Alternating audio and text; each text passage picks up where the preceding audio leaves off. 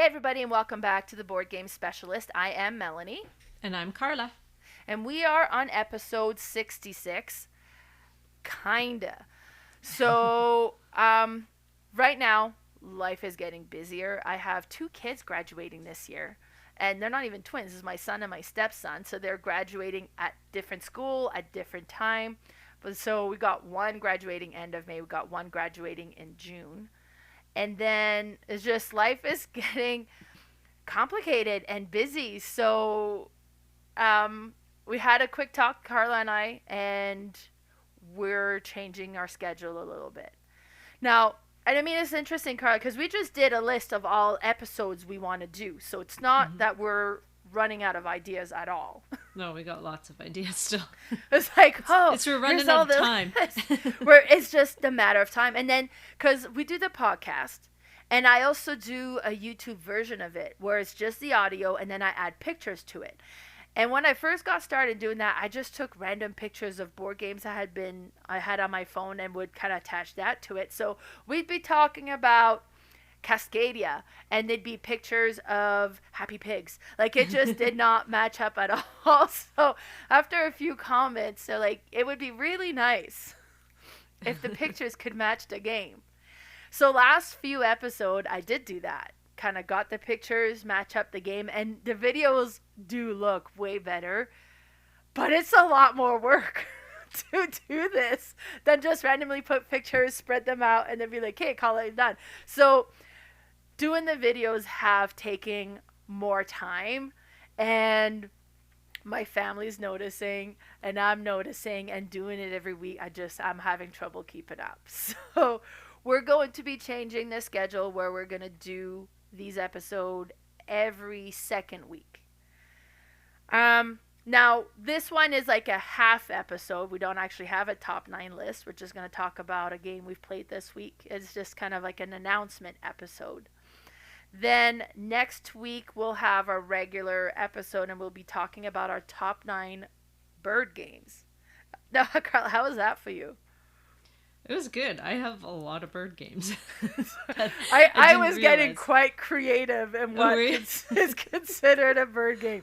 And then I got to it, I was like, oh, well, technically that one would fit. So it's not as creative. But my first draft had Happy Pigs on there, which Happy Pigs don't have birds unless you get the expansion that has chicken. So I was like, that could work. But the final draft, I came up with more bird games. So it's not on my final list. But and I was talking to Carla and I was like, were you singing like the bird, bird, bird, bird is the word the whole time you're making your list? She's like, nope, that's just you. Now I am. Good, I'll be in your head all the time now every time we Yeah. do the bird episode. So that's gonna be next week. We'll be doing our top 9 bird game, and I'm really excited because there's a lot of games that I've played that I had not heard of before. So I don't know how many people out there have heard before that are actually really good. So it kind of is a list that create like that can add on these nuanced games that some people might not have heard of before. And there's like the most obvious game that probably everybody thinks of if you mention bird game. Yeah. All right, so let's get onto what we've been playing this week. So Carla, what have you played this week? Well, I just received a new Kickstarter. And this one I was really looking forward to. It's called Darwin's Journey. So this Oh, is it's a definitely a heavy euro, but it's kind of what, so this was made by a bunch of the Italians again that have the combination of a bunch of different ones of them have made different games, like some just to name off is like Newton, Marco Polo, yeah, Grand Austria Hotel, all those kind of games. it's an Now impressive this list. one, yeah, I feel like they took Newton and they made it and combined it with some other mechanics, and then they made this. And it is awesome. I've had only one play of this, but I feel like this is going to easily get into my top 20, if not my top 10, Oh, with more really? plays. Yeah, it was awesome. So you are a researcher searching and taking photos of different animals, species, I should say, and putting them into museums. And how you're doing that is you have these workers that have these wax seals. And so depending on the color of the seals, those are the worker placement spots you can go to. So of course there's a spot you can go to get more wax seals. And then you're going to, for each worker you've placed these wax seals in spots. So they each have a different combination of them. And so depending on the worker you use, you'll have to see which colors you have, and that's where you'll be able to go. You can also there's a spot you can go to and use one of your personal lenses. So it's like you're taking photographs, and then you will place it on a worker placement spot that is not open already. So you open up another spot for everyone. You do have to pay. You do get to do that action when you're placing your new lens. But then when anybody goes there, you get $1 for that. Money's very tight in this game as well. And there's an explorer track where you're like walking around this area, and there's 3 different areas, and then there's also an exploring boat track. So as your boat is moving along, it'll stop at different sections on the map, and once you get to each section, you get to put another explorer on and then walk from there. So there's all these things you can explore, discover new species. You can put tents down that give you bonuses. You also, on your worker board, you have these little stamps, and they are set in piles. And you can go to a worker placement spot to mail some letters, so you take these stamps off your board. Well, once you empty a pile, you get a cool bonus there. But with the stamps, what you're doing is putting them on these letters on the big game board. And then at the end of the round, it's like a little area majority. And then whoever has the most gets to do this certain action, and there's 3 different actions. There's just so much to do in this game, and so many different strategies to win. Like, we all did completely different things.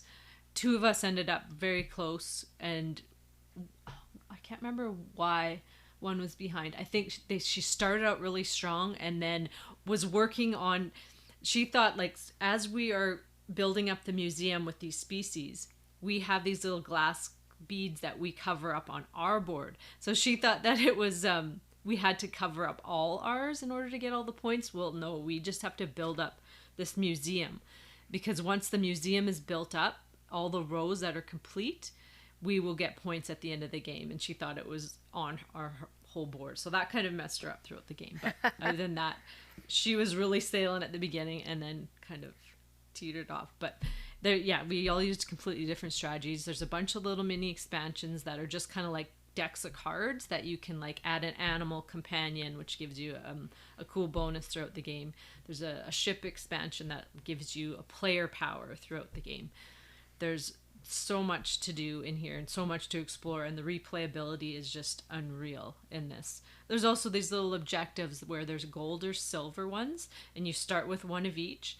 Once you complete it, you flip it over, and then there's a spot on your board. You get to place it, and again, you'll get another bonus. So it's just what I love, comboing, getting those turns where you get to do about 5 different things because you've gotten this, that gives me that gives me this and that. And I just love it. And everyone's got to try this game. It's awesome. That's Darwin's Journey. What about you? What are you playing? Yeah, so I recently bought, we're at Walmart, and every time I go to Walmart, I like to swing by the games, because, and Walmart's getting more impressive. They're getting better and better games, right? So, well, I have to tell you this is funny, because I live in a city with, over 150,000 people. Yeah. You go to spots with Walmarts that are way smaller. Yeah, I do not have these games, and I have 2 Walmarts in my kidding? city. And I've been there. I was just there at both of them. Nothing. They don't have them. She finds them in these little towns that have Walmart. Or I guess they're not towns. Really small cities that have Walmarts. Oh, does Olds have a Walmart? Yeah, that's the one I go to. And a town that has a Walmart, and they have these fantastic games. Yeah, so no, carry it's on. funny. But well, so I was there, and then they had the Tetris game. And I was like, oh, I kind of wanted this one. First of all, Tetris has such a nostalgia value to it. Who hasn't played Tetris growing up, right? So it's like, okay, I kind of want it. Plus, you have all these colorful pieces, and it looks... So I bought it. And it was like $25. So I was like, I think it'll be worth it, just for the nostalgia feel and have that. And then we ended up playing it, and it's actually a decent game. So you have all these Tetris pieces that are, and they're like the cubes, and there's like a little notch between the cubes, and like all Tetris pieces are four cubes put together in different combinations, Mm-hmm. right? And you have this kind of tower that you put in front of you that's like a flat plastic grid thing that you put in front of you that you can slide the pieces into. And they have little grooves and lines so that your piece ain't going to shift. When you put it down, it's going to go down that line that way. So, and you can rotate your piece, but you can't flip it because it's not going to fit in the groove. If you flip it, it has to go the way that the piece is. And the way that you have all these cards, you shuffle them and you put them face up, and then you put one down on the side, and that's the piece everybody puts. So you could see the piece coming next. Which in the Tetris game, that's why you'd be like, okay, here's your piece. Next is this one coming, so you can kind of plan a bit of what you're gonna do. They have like an advanced component where there's goals that's going to give you extra points, because every completed rows you get is going to give you 2 points. And then they also have on this grid that you slide things into, there's little images, and if you have a piece covering one of those image that matches, so if it's like a yellow square and you put the 4x4 yellow piece in there and it covers it, that gives you bonus points in your score at the end as well. And then you have these cards that have these special goals, and it could be different things. Like if you do 4 lines in a row, then that's going to give you a score. And the first person to do it will put their token to show that they get the 7 points because they activated it first. And second player would go and they would get 4 points or whatever it is, right? So it was neat. Like, it was actually a lot of fun. I expected the nostalgia. This reminds me of Tetris. It's cool, but it was actually a good game. And then afterwards, a couple of days afterwards, we watched the Tetris movie. Have you seen this movie, Carla? No, I didn't. I saw you posted. I'm like, a movie? I had no They idea. have a movie about Tetris, and it's based on the true story of how they brought Tetris to the Cool. mass market. And this story is unreal because Really? Is the it on designer Netflix? of Tetris is from Russia. Oh. And the Russian weren't letting this Russian IP out easily. So, like, it's an action movie on how they had and what they had to go through to try to get the rights to Tetris so that they could publish this game for the Nintendo Game Boy. Oh. And how that all came to be. Like, the story is, like, the movie is great. And then after we watched the movie, it made me appreciate being able to play Tetris and the Tetris board game that much more, because what they had to go through is unreal. So Wow. you should go to Walmart, buy the Tetris game, and watch the Tetris movie first, then play the game. Where did you watch the movie on? What, It was on Apple TV, this one. Oh, okay. Yeah, so I don't know if it's streaming elsewhere. It might, but we found it on Apple TV and we watched it there, and I was like, okay, I kind of want to see this Tetris movie based on a true story. And I was watching the preview, and I'm like, what?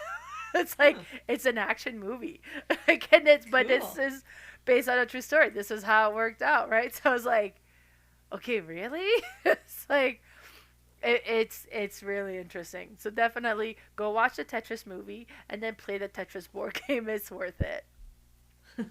Awesome. Yeah, it was crazy.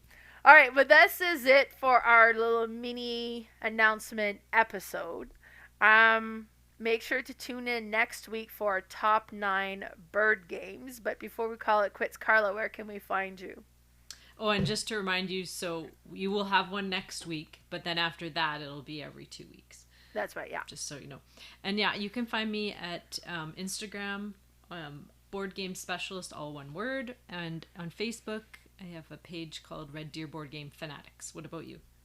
So on Instagram, it's Mel's_boardgame_room. I have a Facebook page called Mel's Board Game Room. And my YouTube channel is Mal's Board Game Room. Well, thanks so much for tuning in, everybody, and we will see you next week. See you later.